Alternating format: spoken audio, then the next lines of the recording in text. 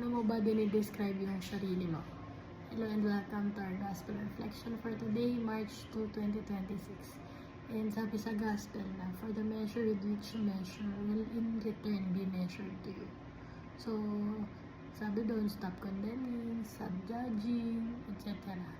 Pero mahirap kasi na mag-stop kung ang tingin mo sa sarili mo ay ganyan ka na o ganyan ka lang. So, mas maganda na we tell ourselves yung positive words. For example, I am kind. So, ang tatatak sa isip natin na I am kind. So, nakapekto kasi on how we think of ourselves sa kung paano natin ipapakitunguhan yung mga tao sa paligid natin.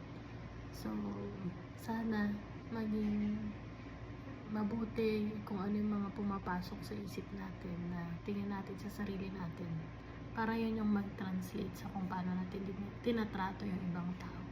So, if nahirapan ka na itrato yung ibang tao ng mabuti or pag-isipan sila ng maganda, say a Hail Mary, it helps a lot.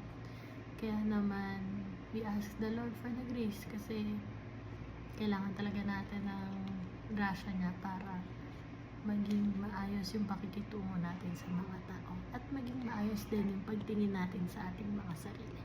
Kaya naman, we ask the Lord, we pray na, Lord, allow us to see ourselves as your children and as being virtuous person. Sana, Lord, maging maayos yung pakikitungo din namin sa ibang mga tao.